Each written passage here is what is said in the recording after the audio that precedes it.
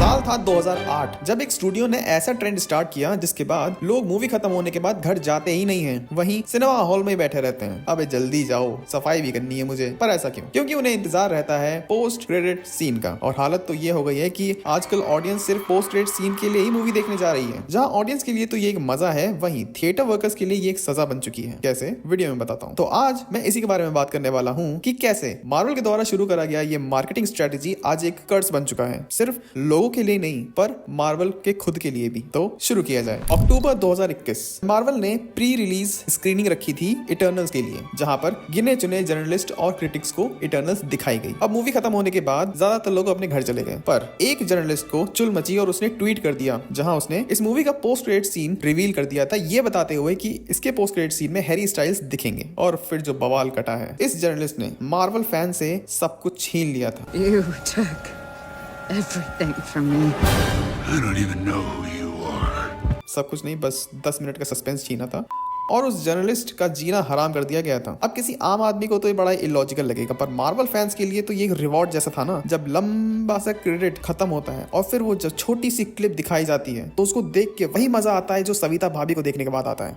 अब ये post credit scene का आइडिया आखिर मार्वल को आया कहां से? अब 2008 से पहले क्या कोई पोस्ट क्रेडिट सीन नहीं रखता था अपनी मूवी में? नहीं, ऐसा नहीं है। पोस्ट क्रेडिट सीन बहुत पहले से ही होते आ रहे हैं, बस उन्हें इतना इस्तेमाल नहीं करा जाता था। पोस्ट क्रेडिट सीन्स की जगह पर ब्लूपर्स डाल दिए जाते थे क्रेडिट्स के समय या उसके बाद। दुनिया का सबसे पहला पोस्ट क्रेडिट सीन हमें देखने को मिलता है, हम लोग को नहीं, मतलब हम तो पैदा भी नहीं हुए थे उस टाइम पर 1966 में एक मूवी आई थी द साइलेंसर। उसमें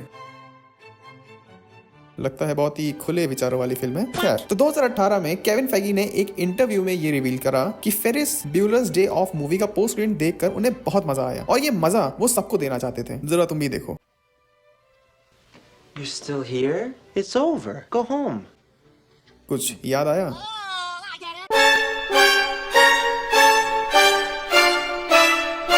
और हम लोग प्रीतम को गालियां देते हैं।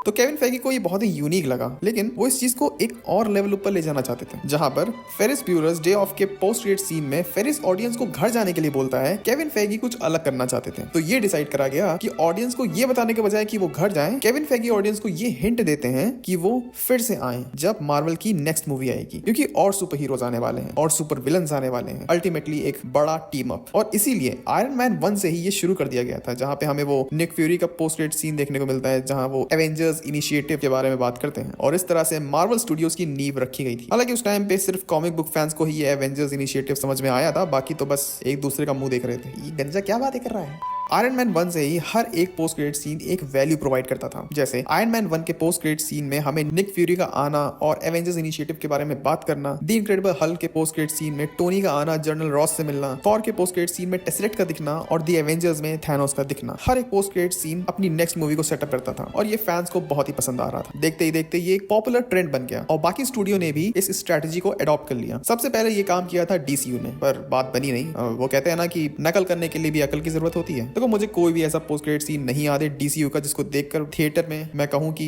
ओ फक, ये क्या हो गया। और इसका सिंपल रीजन यही है कि मार्वल पोस्ट क्रेडिट सीन्स को आने वाली मूवीज को सेटअप करने के लिए यूज करता था, उनको हाइप करने के लिए यूज करता था, या फिर नए कैरेक्टर इंट्रोड्यूस करने के लिए। पर डीसीयू में अगली मूवी कौन सी आएगी और उसमें कौन सा एक्टर होगा कुछ नहीं पता था, सब नोटिस पीरियड पे थे। अब सोनी ने भी ये पोस्ट क्रेडिट सीन वाला ऐप इंस्टॉल करा था, लेकिन वो भी अपने पोस्ट क्रेडिट सीन में अगले विलन को दिखाते थे हाइप बनाने के लिए। फिर कभी कभी वो एमसीयू के साथ नाजायज संबंध बनाने की कोशिश करते थे। ये बढ़िया है वैसे, अगर अपने कॉम्पिटिटर से तुम आगे नहीं निकल सकते तो उनके साथ हो लो। और अब तो ऐसा टाइम आ गया है कि सिंघम अगेन में भी हमें पोस्ट क्रेडिट सीन देखने को मिल रहा है। वो दिन दूर नहीं है कि छोटा भीम में भी हमें एक पोस्ट क्रेडिट सीन दिखाया जाएगा, जहां पे टुनटुन मौसी मेन विलन होंगी। उनके पास तो पहले से ही 2 बड़े इन्फिनिटी स्टोन्स हैं, लेकिन कोई भी स्टूडियो पोस्ट क्रेडिट सीन्स को लेकर वो नहीं कर पाया जो मार्वल ने करा था। इनफैक्ट पिछले कुछ टाइम से तो मार्वल खुद अपने पोस्ट क्रेडिट सीन के साथ वो जादू नहीं कर पा रहा है जो उसने एंड गेम तक करा था। इस बात को शायद आप लोगों ने भी नोटिस करा होगा कि एंड गेम से पहले जितने भी पोस्ट क्रेडिट सीन्स होते थे वो बहुत ही मीनिंगफुल होते थे और उनका रिजल्ट हमें बहुत ही जल्दी देखने को मिल जाता था, 1 या 2 मूवी में मैक्स, सिर्फ कुछ को छोड़ के। पर फिर मार्वल ने अपने पोस्ट क्रेडिट सीन के साथ मजाक करना शुरू कर दिया। नहीं, सच में लिटरली मजाक। इसका पहला एग्जांपल हमें देखने को मिलता है 2013 में आई आयरन मैन 3 में, जहां हमें एक पोस्ट क्रेडिट सीन में टोनी ब्रूस को अपनी कहानी सुना रहा होता है और ब्रूस भी लाइक, सारा रात सोया नहीं, सुबह मुझे सोने दो, नींद पूरी हुई नहीं, ख्वाब पूरे होने दो, तो माई के।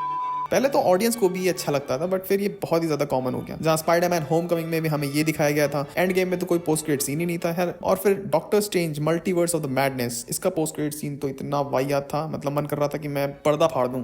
और ये तुम खुद भी देख सकते हो, हाल ही में आई पिछली 6 मूवीज को भी अगर ले लो मार्वल की, तो उसमें से जितने भी पोस्ट क्रेडिट सीन हैं तुम्हें देखकर कुछ खास फील नहीं हुआ होगा, इनफैक्ट याद तक नहीं होंगे तुम्हें। और खासकर जिन मूवीज के साथ तुम्हें हाई एक्सपेक्टेशन होती है कि शायद इनके पोस्ट क्रेडिट सीन में तुम्हें कुछ क्रेजी देखने को मिल जाएगा, वहां तो पक्का ये लोग गोबर करेंगे। अब शायद इसकी वजह ये भी हो सकती है कि अब मार्वल बहुत एक्सपैंड कर चुका है, तो अगर एक पोस्ट क्रेडिट सीन किसी मूवी को सेटअप करता भी है तो उसका रिजल्ट हमें किसी मूवी में 1 या 2 साल से पहले देखने को ही नहीं मिलता है, और इसीलिए अब लोग इतना एक्साइटेड रहते भी नहीं है। मैंने देखा है अब मूवी खत्म होती है लोग उठ के चले जाते हैं। इसकी वजह एक और भी है जो कि मैं अभी आगे बताऊंगा। तो अब मिड क्रेडिट सीन्स भी आ गए हैं, क्योंकि इतना कुछ है बताने को कि आप एक 30 से 40 सेकंड की क्लिप में नहीं दिखा सकते, और आपको जोक्स भी करने हैं, तो उन्होंने मिड क्रेडिट सीन रखा हुआ है ताकि वहां पे कुछ इंपॉर्टेंट, कुछ स्टोरी से रिलेटेड या आने वाली मूवी से रिलेटेड बता देंगे, और जो लास्ट वाला होगा पोस्ट क्रेडिट सीन वो बस ऐसे ही ठाटा ठीठी करने के लिए। अब इन पोस्ट क्रेडिट सीन से थिएटर वर्कर्स को काफी प्रॉब्लम होती है, क्योंकि जब स्टूडियो कोई भी मूवी रिलीज करता है तो वो थिएटर ओनर्स को ये बता देता है कि वो दिन में कितने शोज चाहता है उस थिएटर में चले। टाइम फिक्स है, 2 शोज के बीच में बहुत ही मिनिमम सा गैप होता है सफाई करने के लिए। अब ये जो टाइम होता है ये और भी कम हो जाता है जब ऑडियंस मूवी की आखिरी बूंद भी चाट के जाती है, और इसीलिए शायद जो शोज होते हैं वो थोड़ा लेट से स्टार्ट होते हैं। आई डोंट नो, कभी भी कोई भी शो टाइम पे स्टार्ट नहीं होता है, क्योंकि उनको लाइरा एनीवेयर।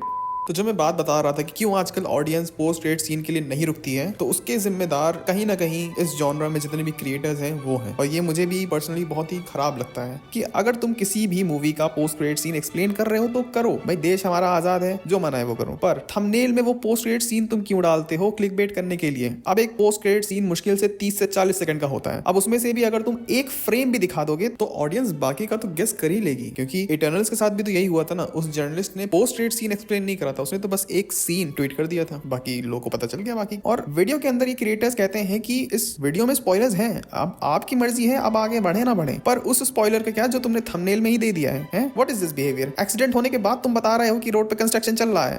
यार आई होप कि ये चीज फिक्स हो जाए। बाकी अगर तुम इस बात से एग्री करते हो तो वीडियो को लाइक करो, अगर नहीं करते हो तो फिर से देखो तब लाइक करो। चलो अब मैं जा रहा हूँ सर्दी के कपड़े निकालने, क्योंकि एडिटिंग करते करते मैं भूल गया था कि सर्दी आ गई है। मैं मिलूंगा तुमसे किसी और वीडियो में, तब तक के लिए बाय।